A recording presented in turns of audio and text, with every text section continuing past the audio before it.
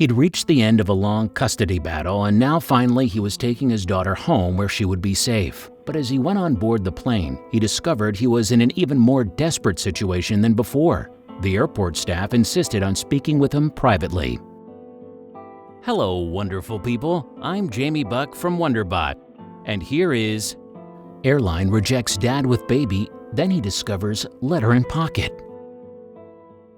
Before we begin, make sure you smash the like button, subscribe to our channel, and click the notification bell for more amazing videos.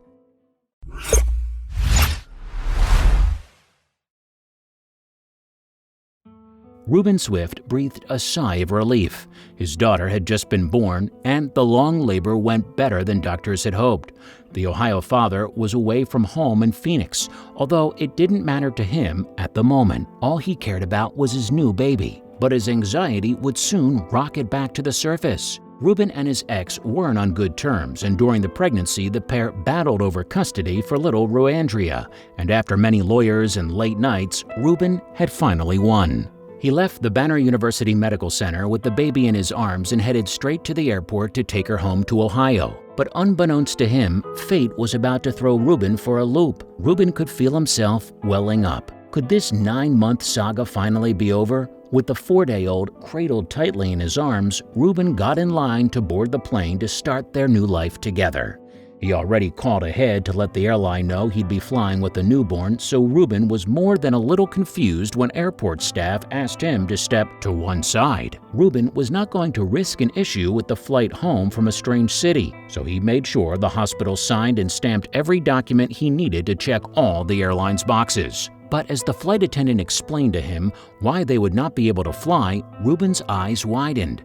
After all that preparation, he could not believe what was happening. The attendant explained that while they do allow newborn babies to fly with the airline, they have a clear policy stating that the child needed to be at least 7 days old to board the plane.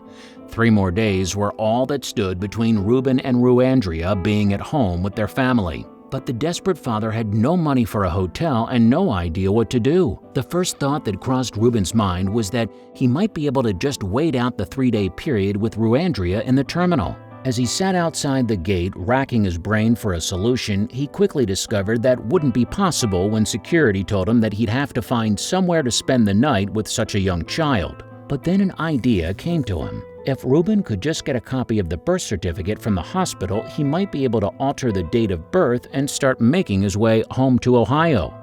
But doctors told him he'd have to wait another 7 days for a copy, even longer than he'd have to wait for the airline to let him fly. And his dire situation was about to get even worse. Phoenix was a strange town to Rubin. Apart from his ex, who he really didn't want to involve in this situation, he didn't know anyone here. After frantically pacing the halls of the hospital, he slumped down in the waiting room defeated. But as he shifted in his seat, he felt a piece of crumpled paper in his pocket. Could this be the answer? When Ruandria was born, an elderly woman had taken a shine to the baby. They seemed to form a bond. But with all the drama, Rubin had forgotten all about her. Joy was a hospital volunteer, and her warmth towards the baby had made all the custody drama so much more bearable for Rubin. But could he call a virtual stranger for help? At the time, it seemed strange to him that she would give him her phone number at all. It's usually just the sort of thing people do to be polite. Probably wasn't even a real number. With as much trouble as he was in, Rubin didn't want to add harassing an old woman to the list. And would she even remember him? As he rocked the crying newborn to calm her down, Rubin pulled out the crumpled piece of paper and dialed the number from the payphone in the lobby. He had never prayed before in his life, but now he looked to the heavens for things to go his way, just this once. Please answer, please. But the phone kept ringing. He kept the phone ringing longer than he would normally, but it was no use. Then, just as he was about to hang up, someone answered. Joy Ringhofer was on the other end of the line. Rubin explained how they'd met and asked if he remembered them. There was a long pause on the other end of the line. Rubin knew it. He'd overstepped. But then, something incredible happened. I had such a strong feeling that I needed to do this for him, and I knew that he was a very kind and safe man, said Joy, and a perfect gentleman. Joy told Rubin not to worry, and that she would come and collect them from the hospital and get them home herself. Rubin thought this was an incredible act of generosity, but he had no idea just how kind Joy really was. While Rubin thought Joy was offering to smooth things out with the airline for him, what she was actually suggesting was even more heartwarming. Joy told Rubin that he and the baby could stay with her at the home in Phoenix to wait out the 3-day period necessary to satisfy the airline. Rubin was overwhelmed with relief and shed a tear. "I mean, who does that?" said Rubin, grateful that Joy had saved them from such a desperate situation. "Joy has formed such a strong bond with her. I think she's going to miss her when she's gone." Joy made sure both Rubin and the baby were properly fed and happy during their 3-day vacation in Phoenix. She cared for Ruandria as if she was her own child, and the father-daughter duo returned the favor. The former strangers became very close over the 3-day period, so close in fact that Joy felt like she could share some of her own problems with Rubin.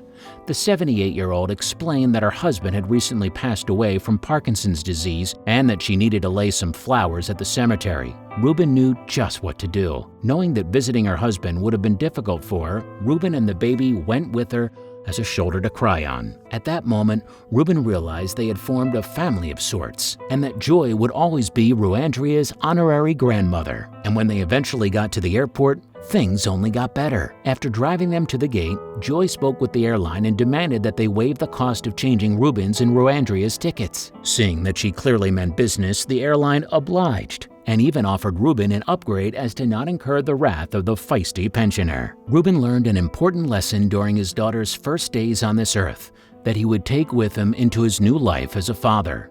When times are tough, there is no shame in reaching out and asking for help. It doesn't make you a failure as a parent. It makes you a much better one, especially seeing as her mother wasn't on the scene. Rubin chose not to divulge why he had been given full custody of the newborn or how the mother felt about it, and instead wanted to focus on the story of Joy, the Good Samaritan. Regardless of her mom's situation, it's clear that Ruandria is in safe hands with a father like Rubin and a kind-hearted stranger like Joy. Rubin's family were overjoyed to have Rubin and baby Ruandria home safe and sound in Ohio, as they had all been quite worried. When Rubin's mother, who was distraught that she couldn't be there in Phoenix due to a health condition preventing her from flying, heard about Joy's kindness to her son and granddaughter, she knew she couldn't just leave it at that.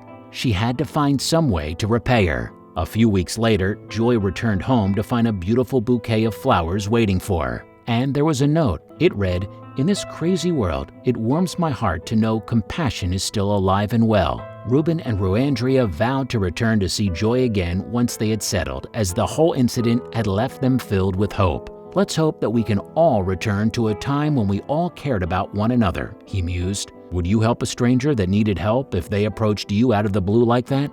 Or would you pretend to not see the person in need and shrug it off like it's not your problem? We could all afford to be a little bit more like Joy and open our hearts to people that need it.